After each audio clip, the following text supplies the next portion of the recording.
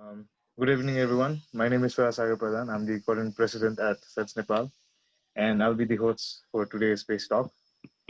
Um, I'd like to welcome all the guests and the audience today, and I hope all of you are doing well and healthy at the times of this pandemic. Our audience today comprises of members from SETS Nepal and its various chapters like SETS KU, SETS St. Javier College, URAS Nepal, Southwestern State College SETS, as well as other space enthusiasts.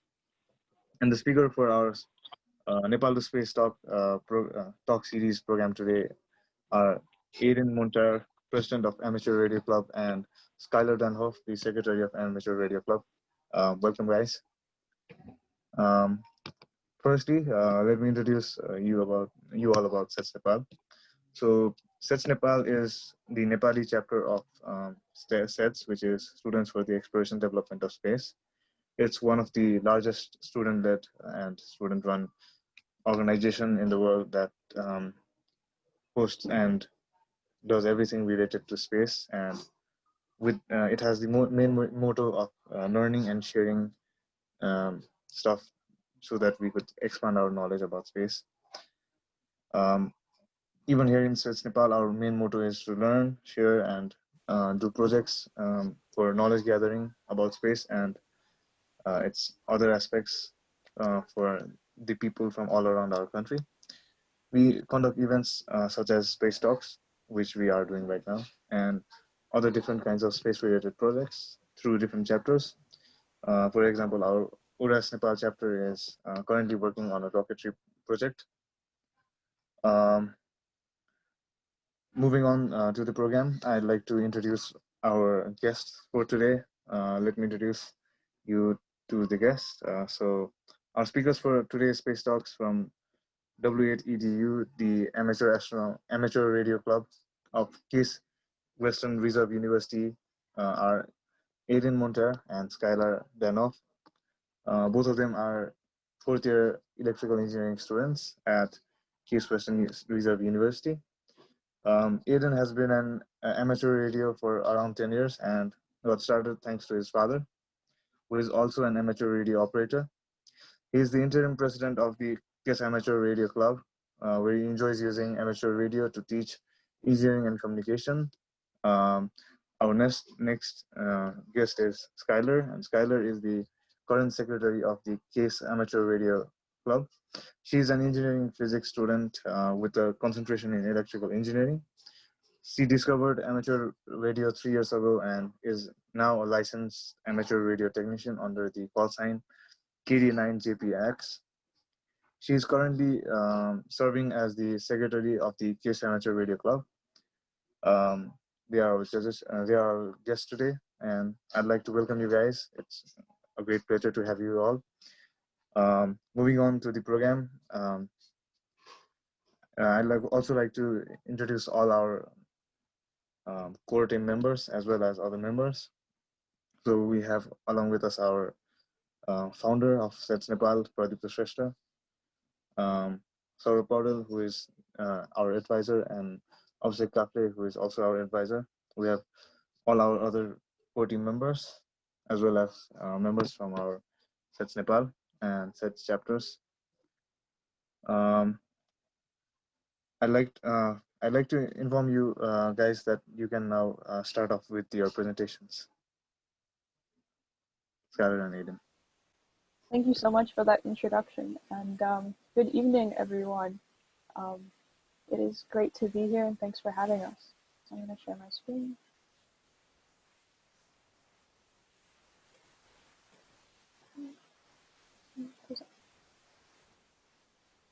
And you can all see the title screen, right? Okay. Yes.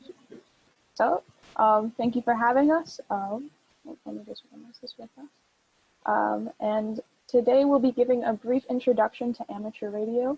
Again, we're with the KISS Amateur Radio Club. And first, I'd just like to give a brief overview of how this presentation is kind of organized. So first, we'll go over some introductions for the club and then ourselves. We'll dive into what amateur radio actually is. and then we'll discuss a little bit the international organization of amateur radio. We'll get a bit more specific with what our club actually does and some of the projects and activities we're involved in on campus and then with other collaborators. And then we'd like to share a bit about how amateur radio can help SEDS projects and why we personally think everyone should look into getting a license.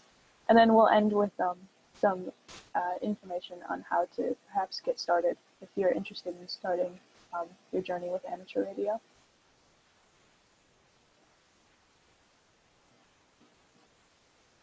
Maybe? Yeah, so we're here from the Case Amateur Radio Club. The Case Amateur Radio Club is the amateur radio club of Case Western Reserve University. We're a 4-year research institution in Cleveland, Ohio, in the United States. And we operate the amateur radio station W8EDU from the roof of the Glennon building, which is one of our engineering buildings.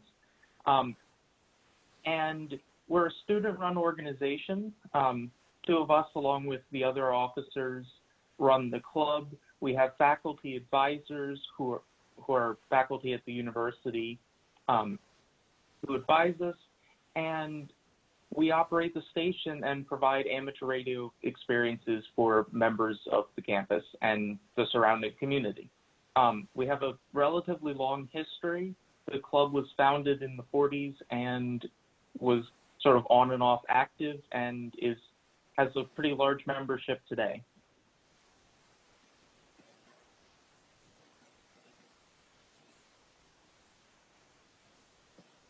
Skylar, do you want to introduce yourself? Okay, I'll go first. So just as a brief introduction, so like my own experience with amateur radio, because it can be kind of insightful to know everyone's story. So as has been mentioned, my name is Skylar Danhoff. My call sign is KD9JPX. I'm a 4th-year student at Case Western, and I've been studying engineering physics with a concentration in electrical engineering. I'm currently the club secretary. I didn't know that I didn't really even realize electrical engineering was a profession that I could pursue until my 1st year in college. And I took a couple engineering courses, and then by accident, I found the amateur radio club. And it was kind of the coolest group of people I'd ever met. And so I kind of showed up for meetings, and then I just sort of kept hanging around. And since then, I've really gained a new appreciation for kind of the art and craft of electrical engineering. And then it's really broadened my horizons, both as a student and then also just learning to meet new people spontaneously and really kind of get to know the world better. Yes. Aiden? Yeah, thank you. So my name is Aiden Monterre, and I'm also a 4th-year student. I am studying electrical engineering, and I'm the current club president. And my story with amateur radio involves my dad, who is an amateur radio operator. And actually, some of my earlier memories are going to amateur radio events with him. And so I got started thanks to him, and I've been doing amateur radio ever since. It was something that kind of helped expose me to technical subjects early on that I don't think I would have gotten otherwise. And it was a way to learn things that, weren't being taught in my high school. And once I came to college, I found the amateur radio club. I didn't actually get involved right away, but once I started getting more active, I found it was a really nice way to help me take the things I was learning in class and actually put them into practice and really understand what the concepts were. And it was also a lot of fun. And I, enjoyed meeting a great group of people. All right. So we've said amateur radio a lot now, but perhaps we should back up and actually dive a bit deeper into what it really is. So hopefully we can start at somewhat of a broad level and then kind of work our way into the basics and then expand back to where we are now. So amateur radio. There are parts of the radio spectrum that are reserved specifically for civilian use. So the goals of amateur radio as a hobby is to facilitate communication channels and then provide opportunities for experimentation so that you can, kind of develop your own electronics, develop your own antennas, and then also service. And that usually falls under the realm of emergency services. So in times of emergency communications, if, for instance, the internet or cell towers go down, so then our modern means of communication are no longer available, that's where amateur radio can really step in and kind of come to the rescue and save the day. So amateur radio allows you to talk simply across your hometown or across the world and even into space. However, if you are planning on transmitting, you do need a license in order to do that. But it's definitely possible to get a license. After all, there are 2 million operators worldwide. So just as a little history, so we can appreciate those who've come before us, in 1873, James Clerk Maxwell developed his theory of electromagnetic fields, which was pretty spooky at the time. People weren't totally there with him until Heinrich Hertz actually was able to create radio waves in the lab and experiment with them and generate them. That's when people started taking it a bit more seriously and realized that this was a real medium that could be used for something like communication.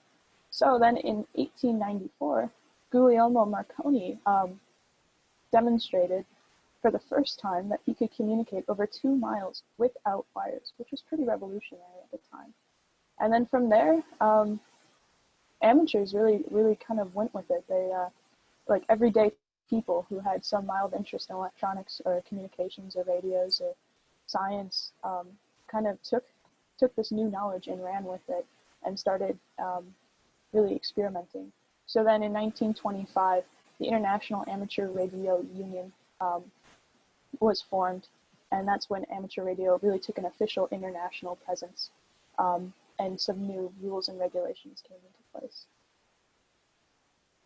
So amateur radio is a very broad field and topic, and it can look like so many different things. There's not one specific right thing that amateur radio should look like. So, I mean, here's a picture of some of our club members from, I think, the 60s, if I'm not mistaken. Just sort of playing around in their station, and then you can have your own homemade antennas and be elaborate or simple. It can look like anything. So, for instance, it can be a fixed station. This is our station here in Cleveland. It's just a little box on top of a roof, but inside we have all this electronics and radios. And this is kind of where we go to hang out and make our contacts. And this is like where we as a club are fixed and stationed.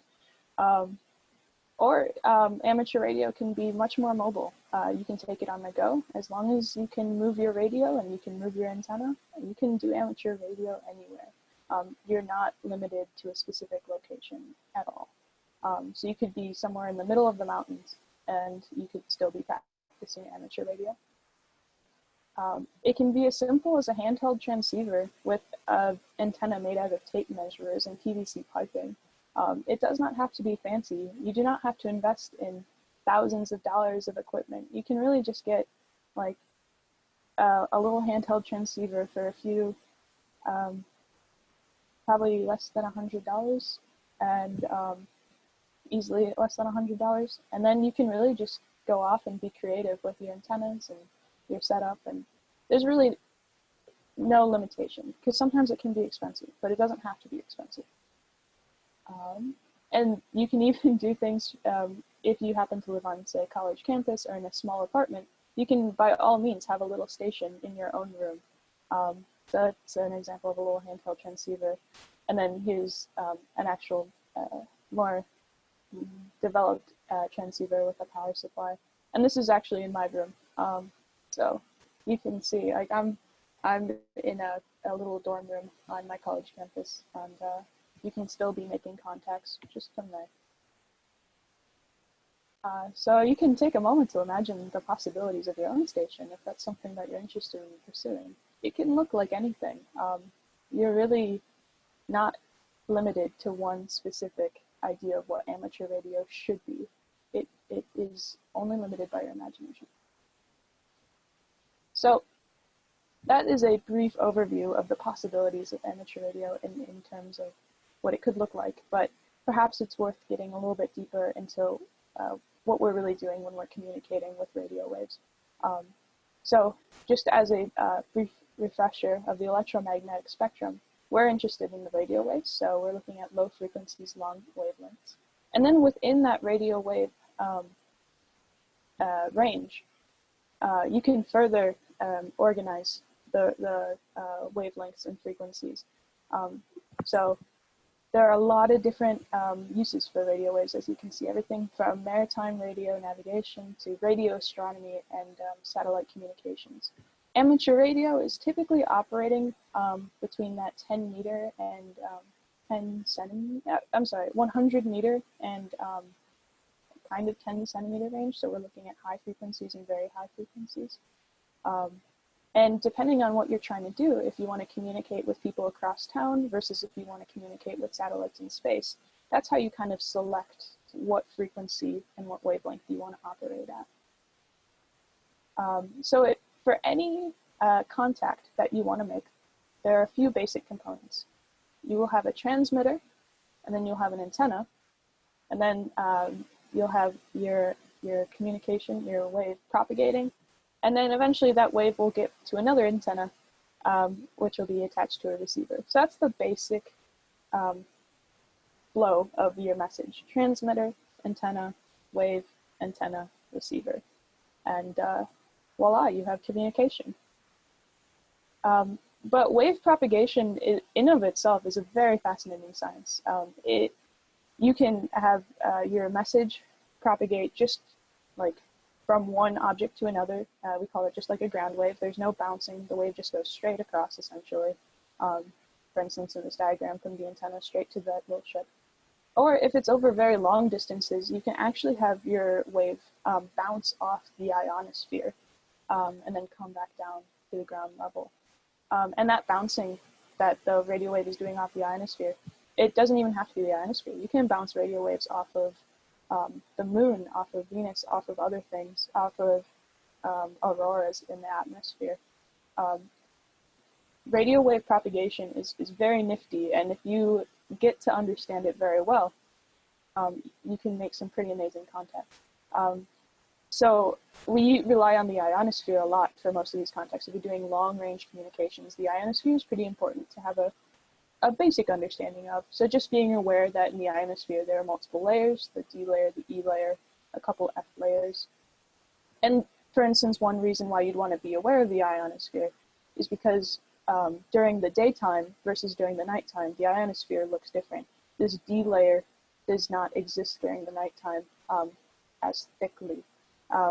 And so if you're making contacts at night, your wave will, it won't attenuate as much because it won't be traveling through that D layer.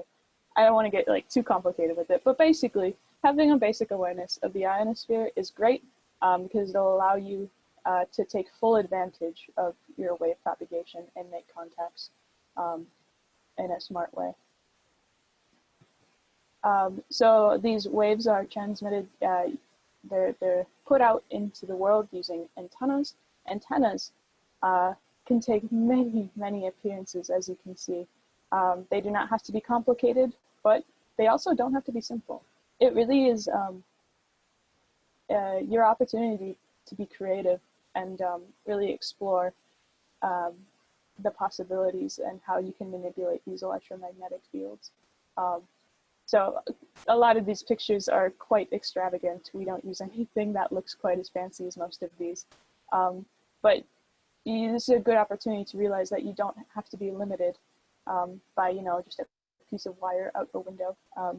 If you want to experiment with other types of configurations, it's completely within your right, and having a license will let you do that. So when you're trying to send a message to someone or something, there are a couple different ways that that message can be packaged up. We call those modes transmission modes. So one mode that people are fairly familiar with is using CW, that stands for continuous wave mode. And that's just your basic Morse code. You use this straight keyer there, and then you just tap out your message, and your message gets put out as Morse code. Another mode that's a bit more modern is digital modes. Digital modes use your actual computer using special software.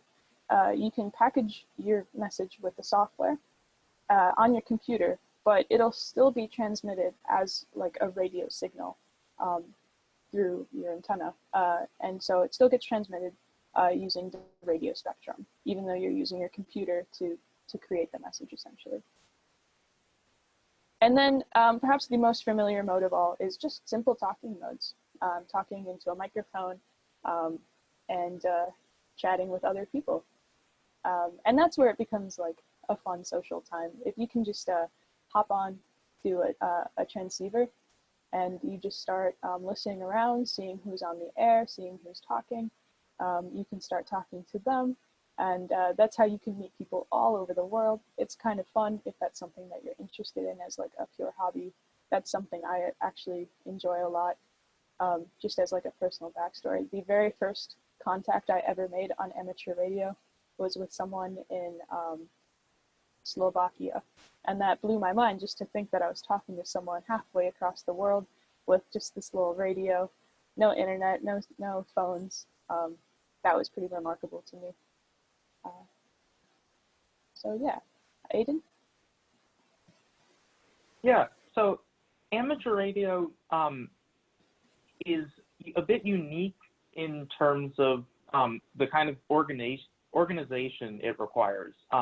So radio in general is a limited resource, and it's one that is unique that it doesn't obey country boundaries. So the electromagnetic spectrum, if you transmit radio waves, the radio wave doesn't know where the country stops, and so countries need to work together to regulate radio transmission so that way everybody is in agreement and they can properly make sure that stations don't collide with each other, all try to transmit on top of each other, that sort of thing. So Skylar, if you want to hit to the next slide. So the branch of the United Nations that handles frequencies and radio transmissions is the International Telecommunication Union, the ITU, and that's the United Nations agency. And that is the agency that's responsible for deciding who gets to transmit on what radio frequencies. They meet every couple years and decide whether the frequencies are still appropriately being used or whether people need to be moving around. And what's really nice is we have a special organization, the International Amateur Radio Union, which represents amateur radio to the ITU. And the IARU has chapters in a number of different countries. They have, in the United States, we have the Amateur Radio Relay League, which is our national amateur radio union. And currently there's no amateur radio union in Nepal, but maybe that will change. Maybe some of you will get interested and start one. So the IRAU helps organize amateur radio operators across the world and make sure that they are represented fairly in international agreements. Next slide. Oh, sorry, my bad. There's a bit of a lag there. Okay, there you go. Yeah, so this was an interesting thing I enjoyed learning. So the ITU divides the world up into 3 different regions that each have slightly different radio rules. So most of you are over here in region 3, we're in region 2, and lots of Europe, Asia, and Africa are region 1. And yeah, so the ITU helps make radio frequency decisions internationally that all countries obey by. And this is not just amateur radio. This is the ITU's radio regulations includes things like what frequencies your cell phone is allowed to transmit on, what frequencies aircraft and ships are allowed to use to transmit to each other, how they're allowed to transmit, as well as which frequencies commercial agencies, governments use, at what frequencies are set aside for countries' militaries. So it really is about all different kinds of uses of radio. Next slide. Yeah, so the International Amateur Radio Union represents amateur radio, and they help publicize and coordinate efforts among radio operators.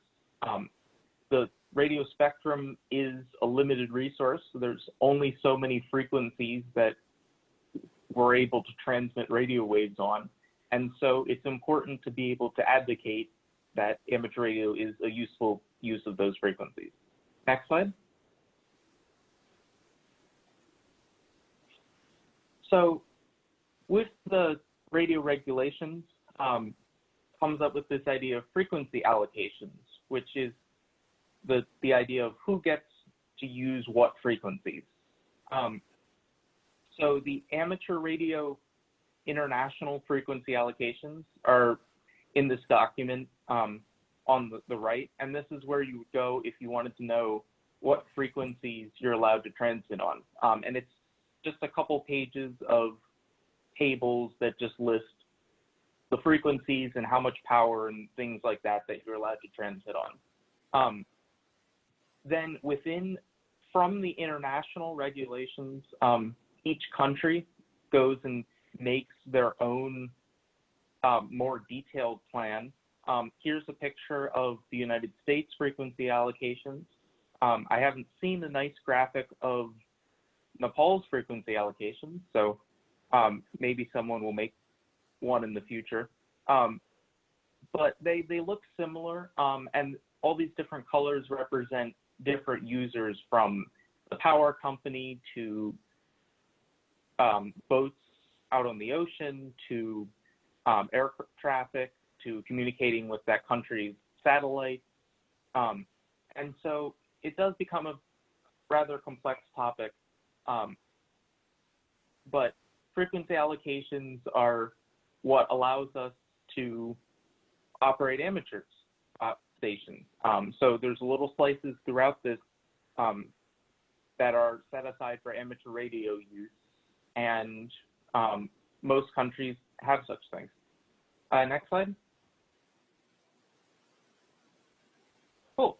So with amateur radio being an international hobby that people, and an activity that people participate in all different kinds of ways, like Skylar said, there's really no one way to represent amateur radio, but we thought it'd be nice to give a brief overview of sort of some of our more recent projects, so you can get a flavor of some of the things that you might be able to do. Next slide. So the Case Amateur Radio Club does amateur radio contests and social activities. And we also are heavily involved in the education on the university, and as well as research and providing communications for the surrounding community. Next.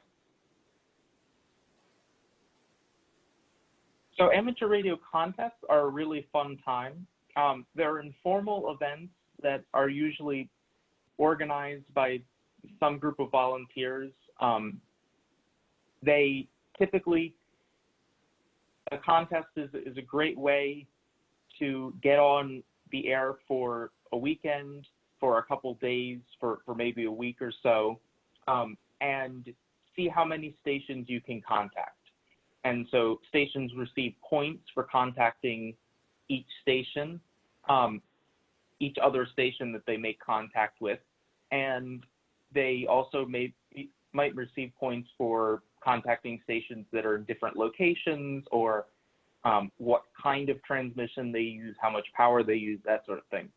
And so contests are a really fun way to get on the air, because lots of people will be on, and they're also fun if you don't enjoy having long conversations with strangers. Contests are a lot of fun because you do have to talk to people, but the messages are very short. So in a contest, the point is, in a contest, people are not usually trying to have conversations so much as they're exchanging information. And so usually you'll exchange a short bit of information to prove that you can make communication, and then you're on to the next contact. And so it's a lot of fun going from, contacting people in one corner of the world to the next minute talking to people in the other corner of the world. And it's also something where you don't have to have long conversations with people. So it's a lot of fun. And so we do contests around the year, and there are all kinds of contests for different special interests. Sometimes there's a contest that is centered around a specific holiday in different countries, or centered around different kinds of events. So those are a lot of fun. Next slide. So education. One of the things that I really enjoyed coming to the Case Amateur Radio Club was how involved the club is in the university's education. So amateur radio is, of course, a hobby, an activity that many people participate in. But as a university club, we really try to be a part of students' learning. So our faculty advisor, Dr. Kasdan, has taught a seminar class based around radio as an educational tool, as well as classes within the electrical engineering department. We sponsor senior projects from students who do things like building antennas, and you can see some pictures, the two on the right, you can see some pictures of antennas that were built for senior projects.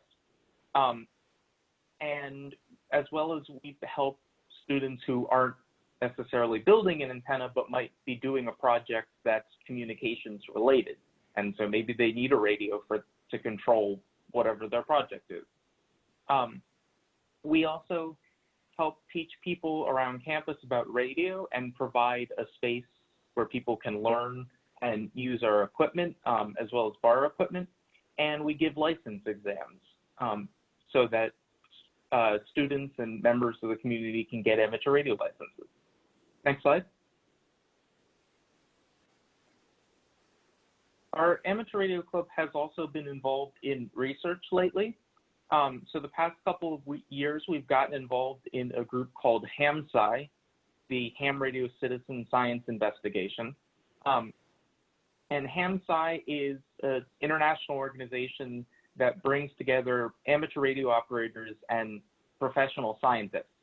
So that layer of the atmosphere called the ionosphere that Skylar was talking about is actually really interesting, and there's a lot of scientists who really want to understand what the atmosphere is doing there. And it turns out that because our radio waves interact with the ionosphere every time we make contacts, we can actually use amateur radio as a really nice instrument to study what's happening in the atmosphere. So we're actively involved in designing special radio receivers to study the atmosphere. We're on a project called the Personal Space Weather Station, which is trying to build the equivalent of a weather station, but for space weather, which is the name that they give to things that happen in the ionosphere and the upper atmosphere. And that project is looking to build a relatively inexpensive device that'll have a radio antenna, and will be connected to the internet, so that anyone who wants to, you won't even need a license to operate it because it's just received. And anybody who wants to can install one of these in their home, at their university, at their club station around the world, and contribute to a whole bunch of science projects by collecting data. And so, and so another nice thing to point out about this is that radio receivers don't always have to look a certain size and shape. So the picture in the upper right is one of the radio receivers we're designing for the Personal Space Weather Station. And, you know, a radio receiver can, a lot of times, is either a handheld thing or, you know, a box that sits on a desk that comes pre-made. But a radio receiver can also be something that you design. So this is a circuit board that our club technical advisor who works at the university actually designed and built. And so if you're interested in learning about electronics and about how to design hardware and software, amateur radio is a really nice way to experiment. Next slide. Another thing that some of our members are involved in is emergency communications. So amateur radio has been used repeatedly in disasters and like natural disasters, man-made disasters, and all kinds of emergency communications where existing modes like cell phones and the internet are no longer available. And amateur radio can really step in there and provide a way for people to contact their loved ones, for supplies to be organized, for help to be brought into areas. So it's a really powerful way to help out. In the United States, we have an organization called the Amateur Radio Emergency Service. There are similar organizations in other countries and around the world. And one of the things that we do to stay practiced for this kind of thing is sending amateur radio traffic. So amateur radio is one of the last ways that you can send a telegram.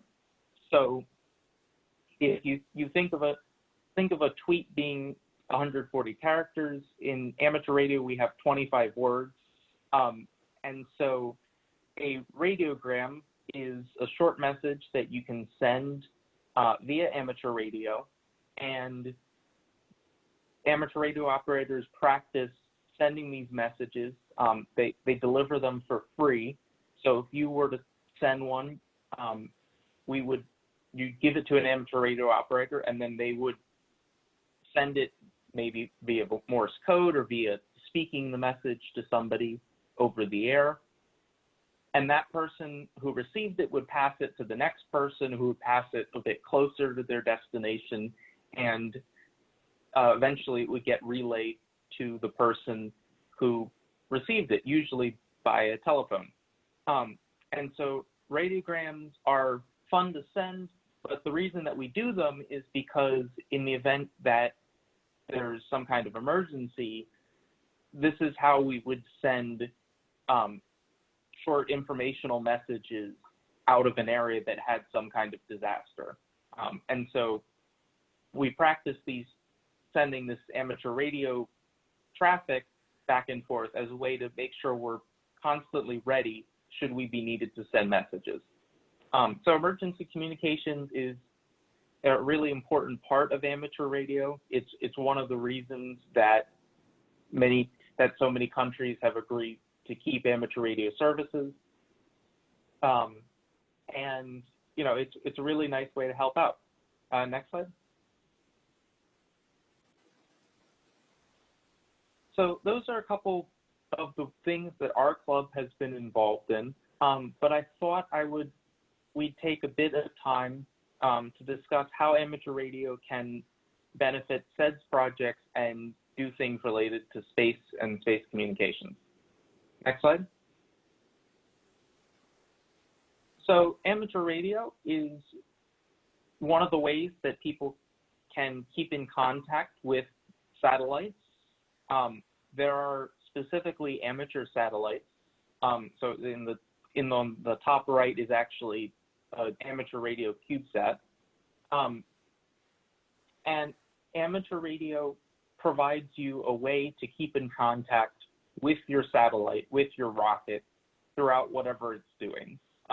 So actually, on the bottom left is the CASE rocket team, which is another group at our university. And we actually help them do a video project where they put a video camera on their rocket, and we help them figure out how to get the video signal down to the ground during the rocket's flight. So amateur radio can be used to talk to satellites and rockets. The International Space Station has an amateur radio station on board, and occasionally you can hear them on the air. And so it provides a really nice way to let you keep in contact with your spacecraft. Many satellites transmit on amateur bands so that amateur equipment can be used to receive their messages. Next slide. And so I thought now that we've given a bit of an overview about what amateur radio can look like, we wanted to make our pitch of why we think everyone should consider getting an amateur radio license. Amateur radio is a really fascinating activity to be a part of. It lets you communicate without relying on the cell phones or the internet. And even though for some of us, these may seem like kind of constants in our life, they are technologies that sometimes fail, and it's nice to be able to know how to communicate without them. And amateur radio also helps you understand how those modern technologies work. So even though an amateur radio might be a bit more manually adjusted than a cell phone, it's using the same radio physics that the cell phone is to make contacts. And so amateur radio lets you understand those methods.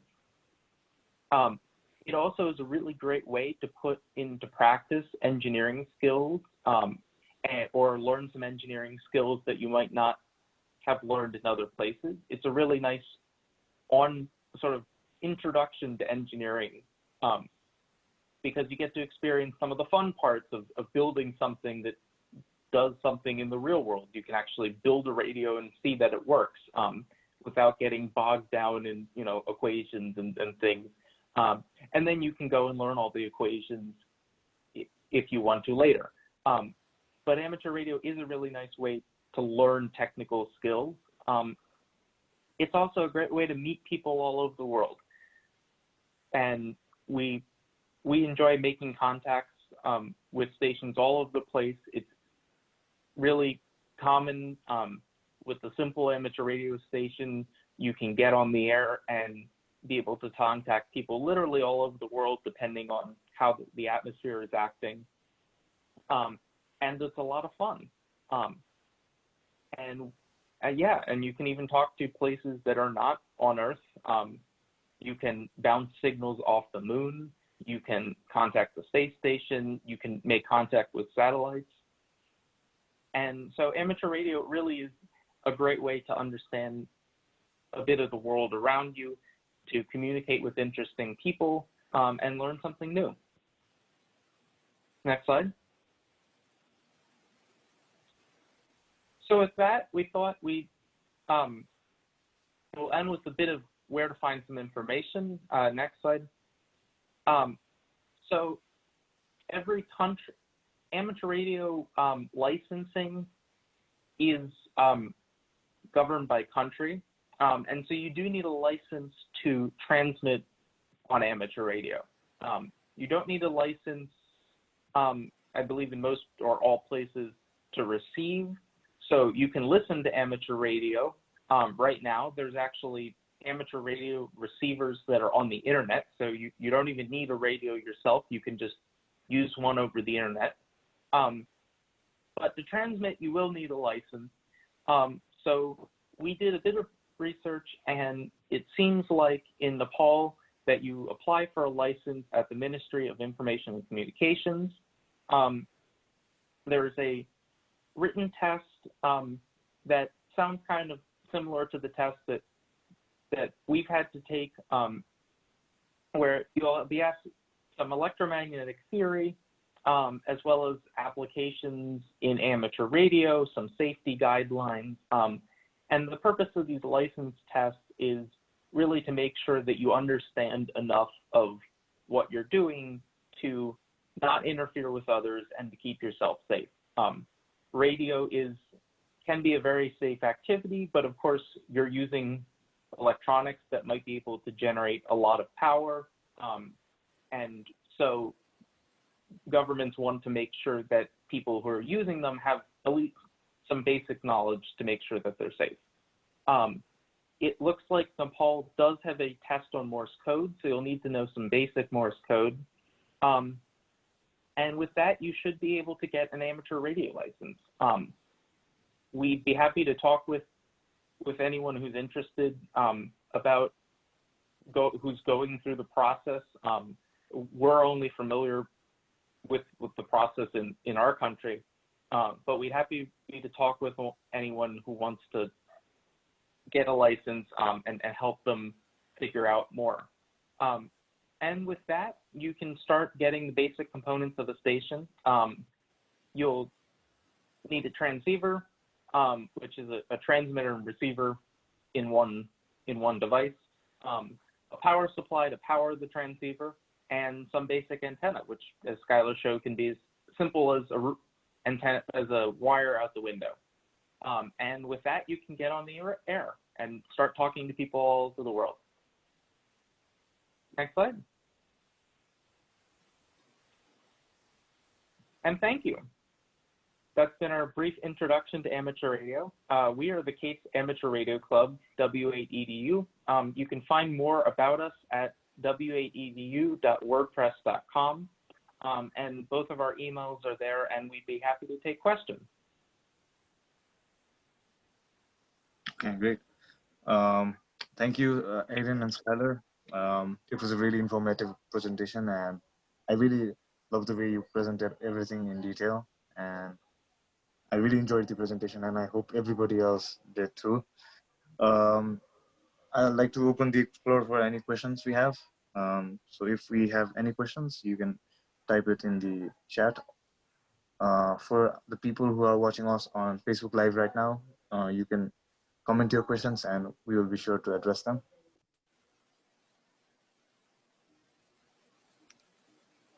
Does anyone in the call have a question?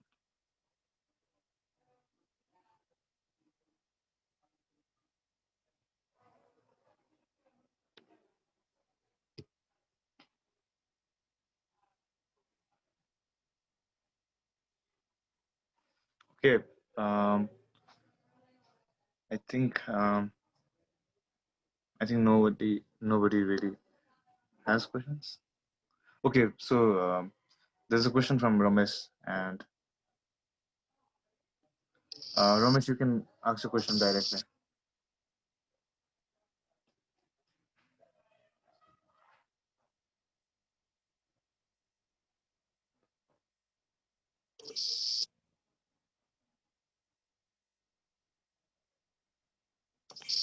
Okay, so I think he's having some problems with his audio.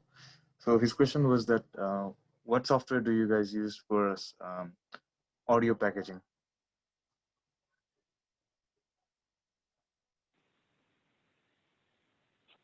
Yeah, thanks for the question. So the different kinds of digital communications can be sent with all different kinds of software. There are a lot of different options out there, but one of the ones that we use a lot is a free program called FLDigi. and it's a free software that actually I have it on my laptop here, so I can pull it up actually. So this is FLDigi, and there's a lot of different parts here, but you can actually hear me talking down here. But you could connect your computer to a radio and be able to type messages in here and receive them. And yeah, and this is free and open source. It's at, I can get the link somewhere, but this is FLDigi, and there's a lot of other options as well, but that's one of the most common ones that we use. Okay. Thank you for the question, Ramesh. I think Aiden answered it perfectly. Okay, so if anyone else has any other questions, you guys can proceed.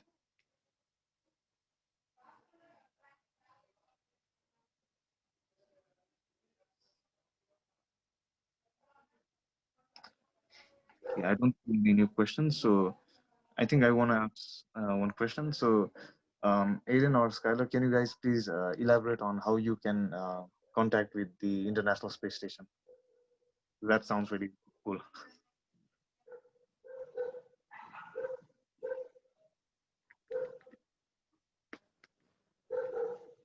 Aiden, we were talking about this the other day, and I think you had a really good answer for how that all happens.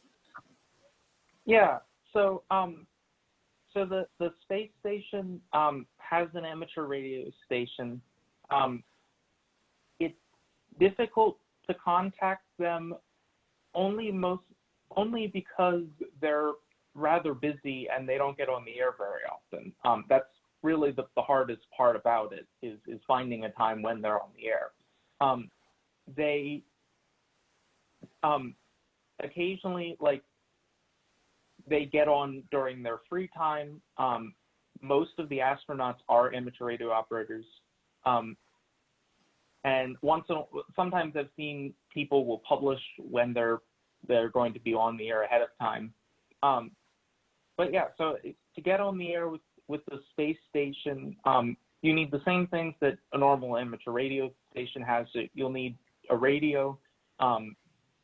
You can do it with even a small handheld radio, but you'll typically you'll need some kind of like directional antenna. So not all antennas are good for this sort of thing. You want one that you can point at the space station directly. And so you can have fancy ones that are mounted, but you can do this. It works well with just a handheld directional antenna. The space station takes maybe 10, 15 minutes to go over, so your arm might get a little tired, but it's something you can hold in your hand and point there.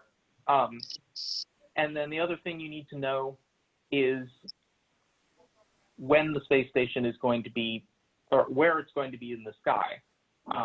And so for that, you can find any number of satellite tracking programs. There's a couple free ones available, and you will enter in your location and it'll tell you where in the sky the space station should be. And then once you know the general direction, if you're holding the antenna, it's a bit of like trial and error as you just kind of point in that direction and move it around until the signal sounds good. And yeah, so it's pretty exciting. I've never personally talked to the space station, but I know people who have, and it's a lot of fun. One other thing that happens is they also sometimes schedule contacts with different groups and organizations. So a lot of times they'll do this with schools, and they'll schedule a contact so that they'll plan to be on the air and talk to a specific group of people. And so I'm not entirely sure what the process is, but that is one way to get in contact with them is to have a scheduled event. Yeah, yeah, that answers my question pretty well. Um, I think the next question we have is how can we start studying for the exams of the uh, amateur radio licensing? I think um, this is more so that you can elaborate on what questions mostly are related to. Yeah. So in the United States, there are a few different levels of licensing. So your basic entry level license is called a technician's license in the United States, and then it gets progressively harder to upgrade to higher levels. But as you increase your license level, you have more access to more frequencies, which is why you might want to keep testing for higher levels. However, so that first entry level technician's exam, it does not take long to study for. And Aiden mentioned that when we do licensing exams, it's volunteer run. So as long as you can find a group that is qualified to administer these exams, then you're good there. And then in terms of like the actual studying for it, it does not take long at all. As a first year college student who knew nothing about engineering really, or like very basic level understanding of electronics and whatnot, it took maybe 5 hours total to kind of go through the basic content. And that ranges from like understanding basic circuit components, like understanding Ohm's law, resistors, knowing maybe some inductor and capacitor type things. So circuit level things, and then a lot of it's on safety. So understanding how not to electrocute yourself when you're setting things up. They really focus on that a lot. And then there are some other more technical questions, a bit more advanced, like understanding perhaps different modes of operation and like what frequencies, and doing some maybe more challenging math, but not intense. But like I said, for our exams for that first entry level license, it does not take like months or anything. It takes maybe a couple days to like feel prepared for it. In terms of how I would recommend people who are first getting involved, how they can start studying, there's a lot of resources online. A lot of amateur radio operators enjoy teaching others how to get involved in it. So we like to use, there are a handful of manuals that are kind of dense. You don't really have to like read them cover to cover to understand what's going on. You can kind of just skim, or if there are parts that fascinate you more, you read those parts. But then there are a lot of like crash course type documents. So like they really tell you just like everything you need to know, and maybe it's like 40 pages. It's like a manual almost. So I can drop some links in the chat of some good source material to study. It'll probably be much more specific to what the exam experience is like in the United States. But if you want to know more about the exam experience in Nepal, I think from what we read, and of course I don't want to speak for the experience of everyone in Nepal, but from what we read, there is the Ministry of Information and Communications, and it seems like that is the department that kind of governs the test process. Thank you for the answer. And I think we still have time for one more question. And as I mentioned earlier, our chapter, W8EDU, is currently working on a sounding rocket. And I think Mohan has a question regarding that for you guys. So Mohan, you can unmute yourself. ask the question. So what type of transceiver you guys particularly use for communication?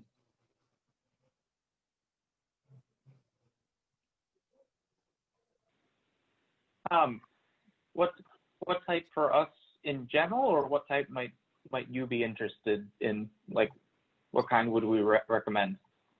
Both general and recommend for our project. Okay.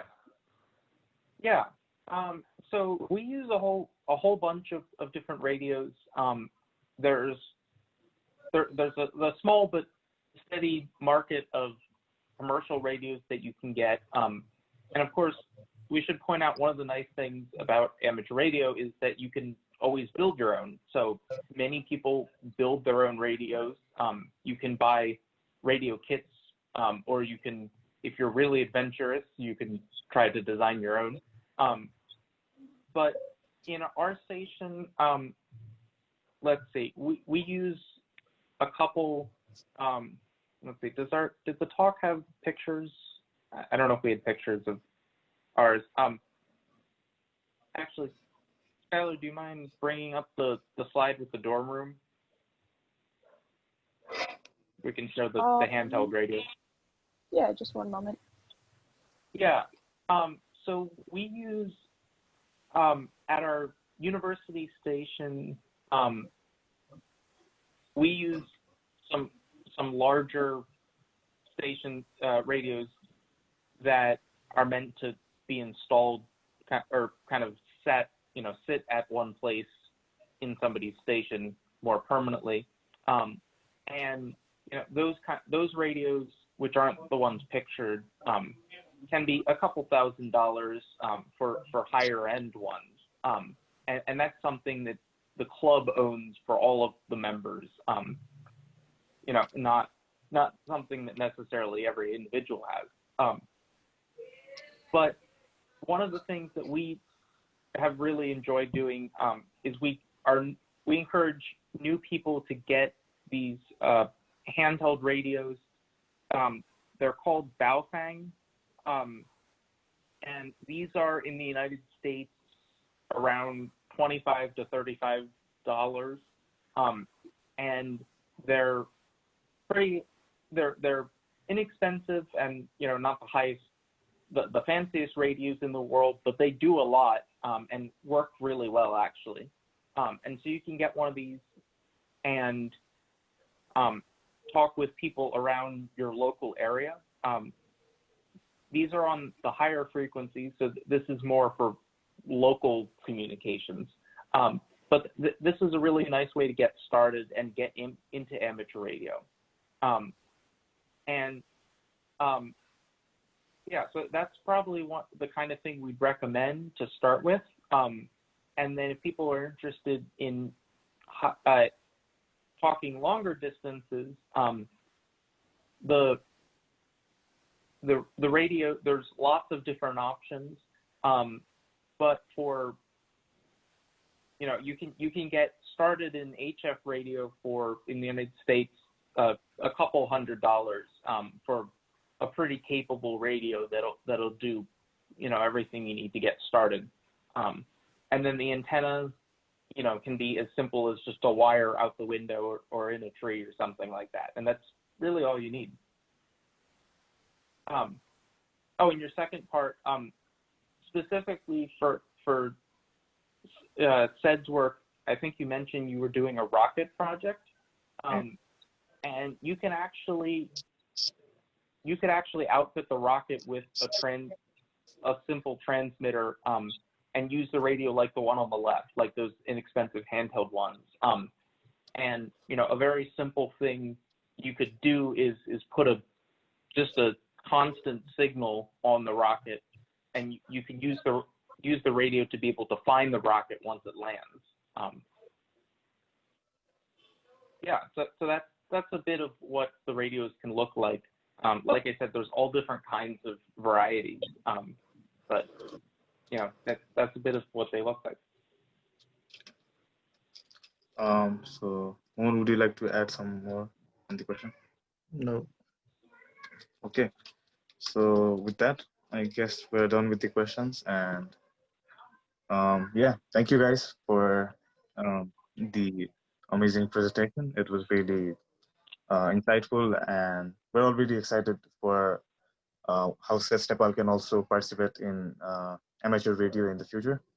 We're definitely looking into it, especially even because um, our ORS Nepal is also working with the Sounding Rocket project.